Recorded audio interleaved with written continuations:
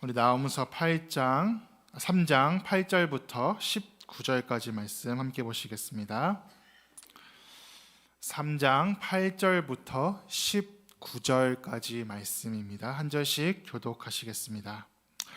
내가 어찌 노아몬보다 낫겠느냐? 그는 강들 사이에 있으므로 물이 둘렀으니 바다가 성루가 되었고 바다가 방어벽이 되었으며 그 힘이 강하여 끝이 없었고 루빔이 그를 돕는 자가 되었으니 그가 포로가 되어 사로잡혀 갔고 그의 어린아이들은 길 모퉁이에 메어침을 당하여 부서졌으며 그의 존귀한 자들은 제비 뽑혀 나뉘었고 그의 모든 권세자들은 사슬에 결박되었나니 술에 취하여 숨으리라. 너도 원수들 때문에 피난처를 찾으리라. 내 모든 산성은 무화과 나무에 처음 익은 열매가 흔들기만 하면 먹는 자의 입에 떨어짐과 같으리라. 장정들은 여인 같고 성문들은 내 원수 앞에 넓게 열리고 빗장들은 불에 타도다. 너는 물을 길어 에워싸일 것을 대비하며 너의 산성들을 견고하게 하며 진흙에 들어가서 흙을 밟아 벽돌 가마를 수리하라. 불이 너를 삼키며 칼이 너희 배기를 느치가 먹는 것 같이 하리라. 내가 느치같이 스스로 많게 할지어다. 내가 메뚜기같이 스스로 많게 할지어다. 내가 내 상인을 하늘의 별보다 많게 하였으나 느치가 날개를 펴서 날아감과 같고 방백은 메뚜기였고 너의 장수들은 큰 메뚜기 떼가 추운 날에는 울타리에 깃들였다가 해가 뜨면 날아감과 같으니 그 있는 곳을 알 수 없도다. 아수르 왕이여, 내 목자가 자고 내 귀족은 누워 쉬며 내 백성은 산들에 흩어지나 그들을 모을 사람이 없도다. 내 상처는 고칠 수 없고 내 부상은 중하도다. 내 소식을 듣는 자가 다 너를 보고 손뼉을 치나니 이는 그들이 항상 내게 행패를 당하였음이 아니더냐 하시니라. 아멘. 네, 우리가 방금 이 나홈서 3장 마지막까지 같이 읽었는데요. 우리가 3장에 걸쳐 가지고 한 가지 주제를 계속해서 살펴보았습니다. 아수르의 수도였던 니느웨의 심판과 그 멸망에 대해서 함께 나누어 보았는데요. 그들이 심판받을 수밖에 없었던 중요한 이유들을 우리가 어제 함께 보았죠. 하나님께서 이 니느웨를 부르실 때에 무엇이라 부르셨는가 하면은 피의 성이라고 부르셨습니다. 그만큼 다른 민족들을 압제하고 죽이고 그 나라를 빼앗는 것을 좋아했던 이 아수르 민족의 잔혹한 성품을 보여주고 있는 별명이었죠. 또 한 가지는 음녀라고 부르시는 것을 우리가 함께 보았습니다. 우상을 숭배하면서 하나님을 멸시하고 하나님의 영광이 아닌 세상의 헛된 것들과 풍요를 사랑했던 이 아수르의 두 가지 죄악을 같이 보았습니다. 그래서 아수르는 역사적으로도 북이스라엘을 멸망시킨 나라였고 남유다도 거의 멸망 직전까지 공격을 했던 나라이죠. 그만큼 고대 근동에서 가장 강력한 국가였고 가장 전성기를 보내고 있었던 이 시기에 하나님은 이 나홈서의 말씀을 통하여서 심판의 멸망을 예언하고 계셨습니다. 이제 오늘 본문도 마찬가지인데요. 8절 말씀을 다시 한번 보시면은 내가 어찌 노아몬보다 낫겠느냐? 그는 강들 사이에 있으므로 물이 둘렀으니 바다가 성루가 되었고 바다가 방어벽이 되었으며. 이제 노아몬이라고 하는 단어가 나오는데 이것은 애굽의 한 도시의 이름입니다. 당시에 테베라고 불렀던 도시의 이름인데 아몬이라는 말이 무슨 뜻인가 하면은 당시 애굽에서 숭배했던 태양신의 이름을 아몬이라고 불렀습니다. 그래서 노아몬이라는 말은 아몬의 도시, 아몬이 다스리는 도시라고 하는 그러한 뜻인데 애굽의 수도였기 때문에 가장 심장과도 같은 중요한 도시죠. 애굽에서 가장 중요한 도시였는데 이 도시는 사방이 강물로 둘러싸여 있었기 때문에 당시에는 누구도 점령할 수가 없는 천의 요새와 같은 그러한 도시로 유명했습니다. 당연히 노아몬 주민들은 생각할 때 우리는 누구도 공격할 수 없어, 우리는 누구도 이길 수가 없어라고 하는 그런 마음을 가지고 살아갔는데, 이 도시를 무너뜨린 것이 누구인가 하면은 바로 아수르 민족이 이 도시를 점령시키는 것에 성공했던 것이죠. 그리고 이제는 하나님께서 아수르 민족 니느웨에게 묻고 계신 것입니다. 너희가 노아몬보다 낫겠느냐?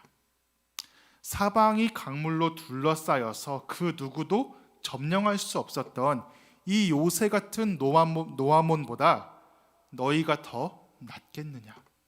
너희가 더 안전하겠느냐? 너희가 더 강하겠느냐? 하나님께서는 그것을 묻고 계신 것입니다. 그런데 결과는 어떠했을까요? 11절 말씀이죠. 같이 한번 읽어볼까요? 11절 말씀입니다. 시작. 너도 술에 취하여 숨으리라. 너도 원수들 때문에 피난처를 찾으리라. 노아몬이 멸망했던 것처럼, 그들이 무너졌던 것처럼 너희들도 원수들 때문에 결국에는 피난처를 찾게 될 것이다. 당시 아수르 민족들은 우리가 애굽의 수도까지 점령했어, 그 누구도 점령할 수 없었던 노아몬까지 무너뜨렸어라고 하는 자부심이 있었겠죠. 스스로 교만한 마음들이 있었습니다. 그러나 하나님은 그러한 아수르 민족에게 너희도 원수들 때문에 곧 피난처를 찾게 될 것이라고 말씀하십니다. 그 강력했던 아수르의 군대가 나약한 여인처럼 될 것이고, 그들이 의지했던 힘과 수많은 군사들과 견고한 성벽들도 아무짝에 쓸모없게 되는 그러한 심판의 날이 반드시 오게 될 것이다. 하나님은 그것을 예고하고 계신 것이죠. 우리는 이러한 아수르의 모습을 보면서 무엇보다 우리가 가장 경계해야 될 것은 교만이라는 사실을 항상 기억하게 됩니다. 교만이야말로 패망의 선봉인 것이죠. 아수르 민족처럼 강한 힘을 가지고 있었고 막대한 부요함과 수많은 견고한 성들이 있었던 그러한 제국의 모습처럼 우리가 스스로를 높이고 자랑하는 그러한 삶이 아니라 하나님 앞에서 우리 자신을 낮출 수 있는 그러한 믿음의 삶의 모습이 될 수 있기를 간절히 소망합니다. 누가복음 18장 말씀에서 주님께서 한 가지 비유의 말씀을 하시죠. 우리가 알고 있는 바리새인과 세리의 기도에 대한 비유의 말씀을 하고 계십니다. 두 사람의 가장 결정적인 차이점이 무엇이었을까요? 바리새인의 기도는 나는 저 세리와 같지 아니함을 감사하나이다, 그런 기도를 했다면, 세리는 나는 죄인입니다, 나를 불쌍히 여기소서라고 하는 그러한 기도로서 하나님 앞에 나아갔습니다. 하나님 앞에서 나를 드러내고 나를 자랑하고 나를 의롭게 여기느냐, 아니면은 하나님 앞에서 나의 죄인됨을 인정하고 하나님의 은혜 없이는 살아갈 수가 없는 백성입니다라는 것을 고백하고 있느냐. 오늘 하나님은 우리의 마음이 어느 편에 서 있는가를 보실 줄로 믿습니다. 네, 우리가 하나님의 은혜 아니면 한순간도 살아갈 수가 없는 연약한 죄인임을 고백하면서 이 시간도 주님을 붙잡을 수 있는 저와 우리 모두가 될 수 있기를 간절히 소망합니다. 계속해서 하나님은 이제 니느웨의 세 부류의 사람들에 대해서 심판의 말씀을 전하고 계신데 16절의 말씀을 보시면은 상인들에 대한 심판의 말씀을 전하고 계십니다. 당시 니느웨는 아수르의 수도로서 세계 각국에서 수많은 상인들이 모여들어서 장사를 하고 있었던 굉장히 번영하고 부요함이 넘치는 도시의 모습이었죠. 그런데 그러한 막대한 부가 영원할 줄만 알았는데 하나님은 곧 그들의 모습이 느치 때와 같이 흩어지게 될 것이라고 말씀하십니다. 그리고 17절에 방백들과 장수들에 대한 심판의 말씀이죠.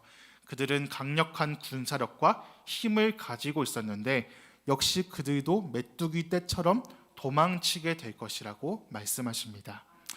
계속해서 18절 말씀을 보시면은 아수르 왕에 대한 말씀을 하고 있죠.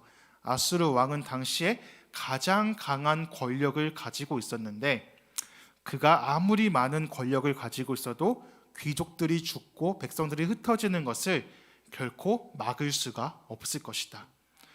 너희는 하나님의 심판 앞에서 무기력할 것이다 라는 것을 의미합니다.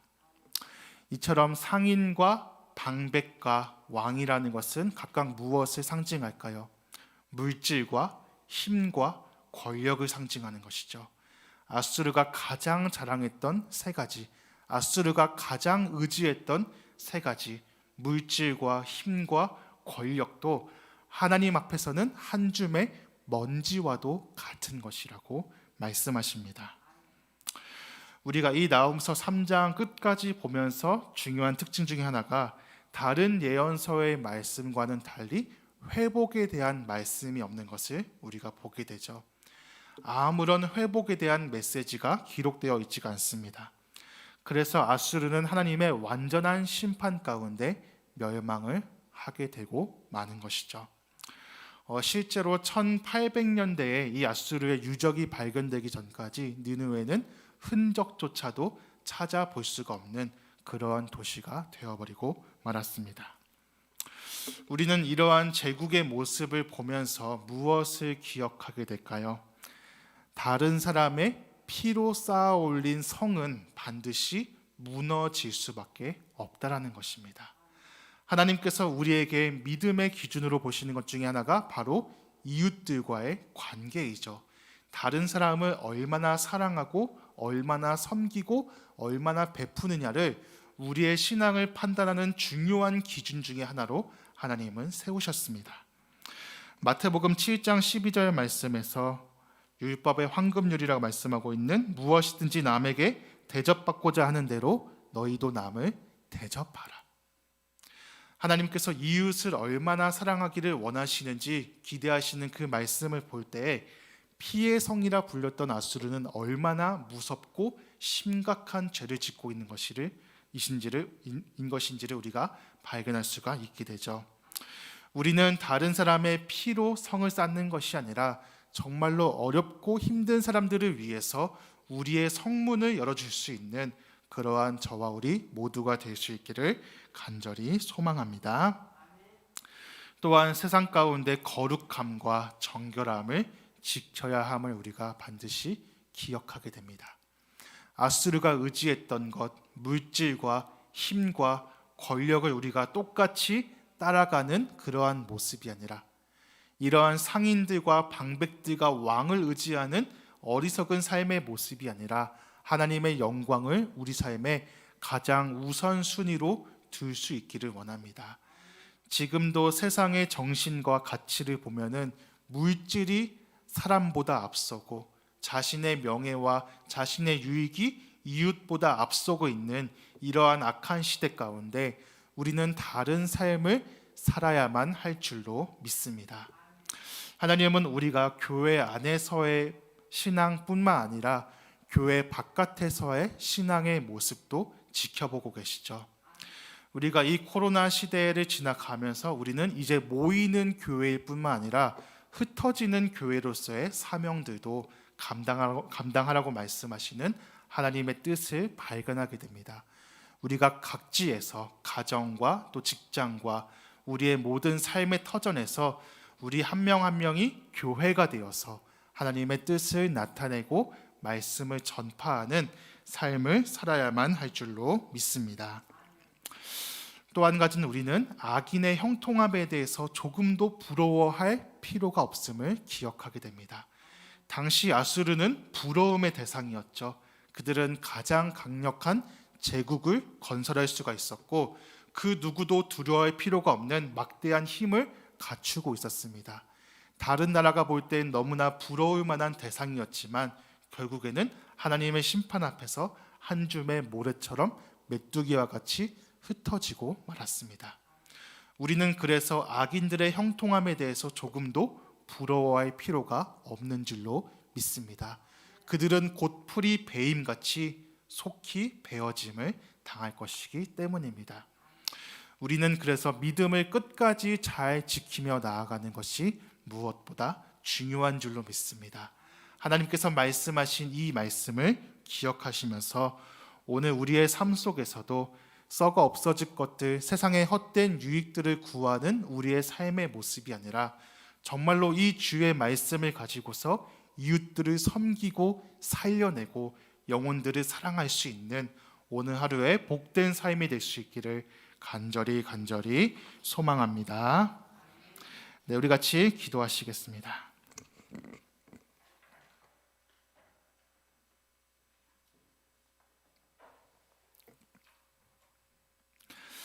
우리가 3장에 걸쳐서 이 나훔서에 대한 말씀을 같이 나누었습니다. 대제국 아수르의 수도였던 느느웨에 대한 심판의 말씀을 우리가 함께 보면서 하나님께서 정말로 심판의 때에 반드시 마지막 날에 임하실 것을 우리가 기다리는 종말의 신앙을 가질 수 있기를 원합니다.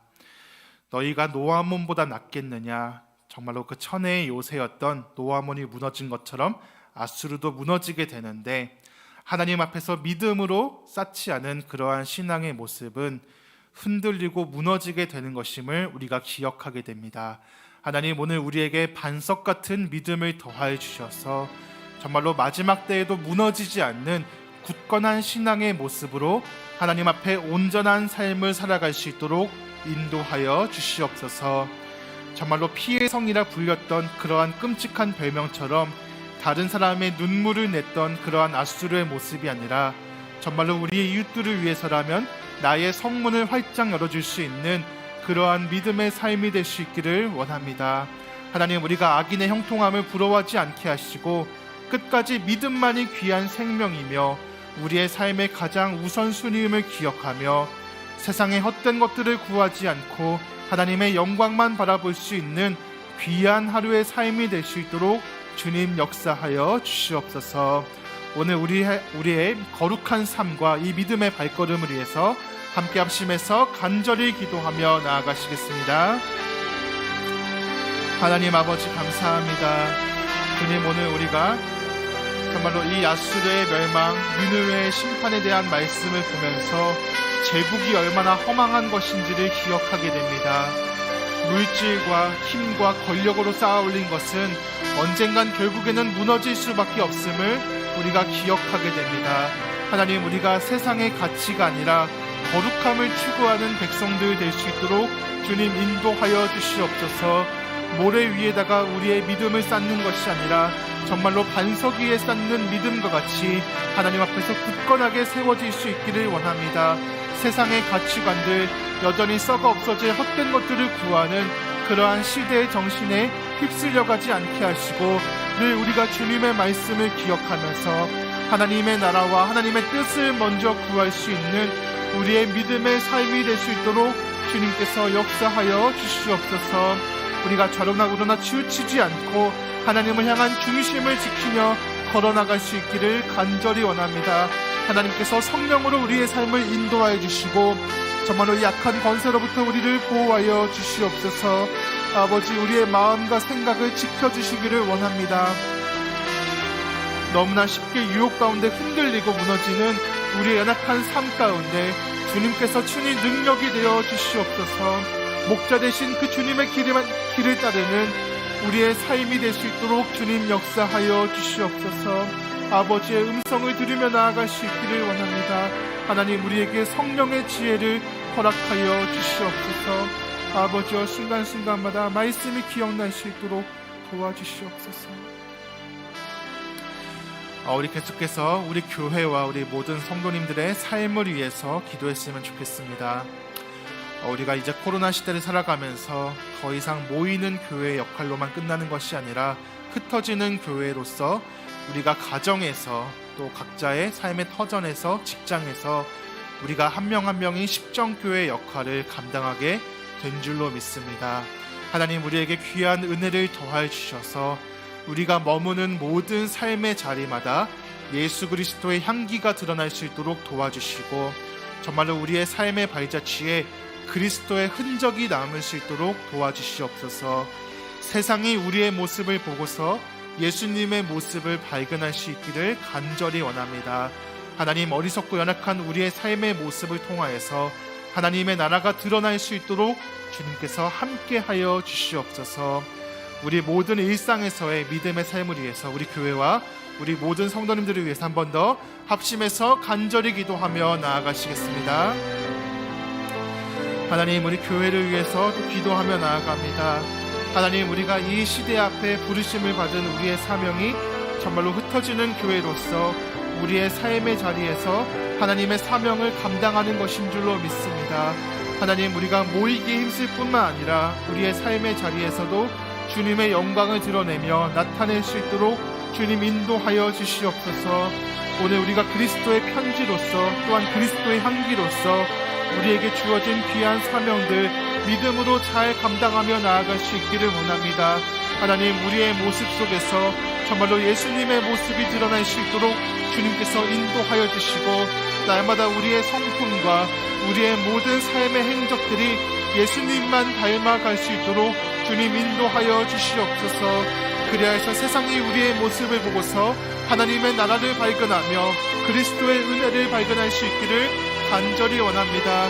그저 입으로만 증거하는 복음이 아니라 우리의 삶으로 증거하는 복음이 될 수 있도록 주님께서 역사하여 주시옵소서.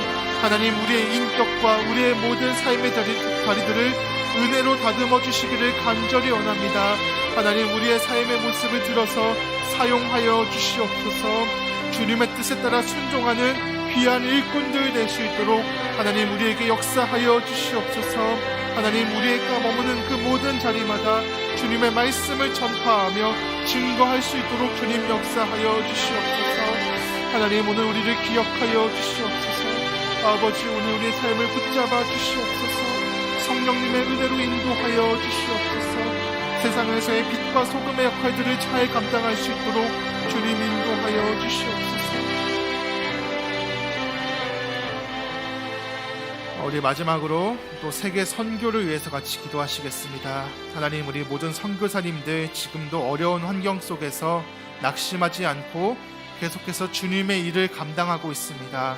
아버지께서 귀한 은혜를 불어넣어 주셔서 정말로 이 어려운 시기 속에서도 하나님의 위로와 소망을 경험할 수 있도록 붙잡아 주시고 끝까지 포기하지 않고 하나님의 말씀을 증거하며 선교의 사역 가운데 힘쓸 수 있도록 인도하여 주시옵소서. 지금 선교지에 또한 필요한 것들 많이 있을 줄 믿습니다. 아버지께서 은혜로 채워주시고 또한 우리 한국에 있는 모든 교회들이 계속해서 기도와 물질로 후원하는 것을 그치지 않을 수 있도록 주님께서 역사하여 주시옵소서. 세상 모든 열방들이 주의 복음을 받아들이고 믿을 때까지 우리가 이 선교 사역에 계속 힘쓸 수 있기를 원합니다. 하나님께서 선교의 문을 활짝 열어 주시옵소서.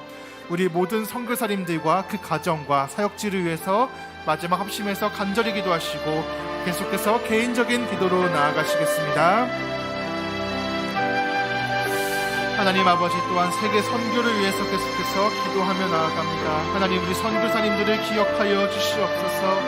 하나님, 그 헌신과 수고와 땀방울을 아버지께서 받으신 줄 믿습니다. 계속해서 그 사명이 멈추어지지 않을 수 있도록 하나님께서 은혜로 지켜주시고 정말로 그 마음속에 하나님께서 소망과 위로를 불어넣어 주시옵소서. 아버지께서 그 길을 열어주실 때 아버지와 믿음으로 걸어나갈 수 있을 줄 믿습니다. 아버지와 선교지마다 계속해서 필요한 그 모든 것들을 채워주시고 수많은 영혼들을 만나며 말씀을 증거할 수 있는 길을 허락하여 주시옵소서. 아버지 앞에 모든 것을 맡겨드리며 나아갈 때 주님께서 반드시 선한 길로 인도하실 줄 믿사오니 계속해서 기도하며 주님의 뜻을 구할 수 있도록 주님 인도하여 주시옵소서. 그 가정들을 아버지께서 기억하여 주시고 어려운 환경 속에서 낙심하지 않고 주님의 은혜를 풍성하게 공급받는 복된 가정들이 될 수 있도록 아버지께서 역사하여 주시옵소서. 또한 우리 한국에 있는 모든 교회들 계속해서 물질과 기도로서 후원할 수 있기를 원합니다.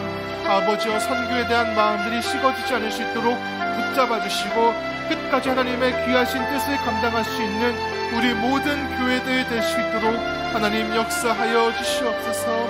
아버지께서 친히 모든 선교의 사역 가운데 동행하여 주실 줄 믿습니다. 하나님, 우리 선교사님들 강건하게 붙들어 주시고 계속해서 그 일을 끝까지 감당할 수 있도록 아버지께서 인도하여 주시옵소서. 아버지께서 지켜주시옵소서. 아버지께서 친히 보호하여 주시옵소서. 아버지께서 먼저 앞서가셔서 그 길을 열어주시기를 간절히 원합니다.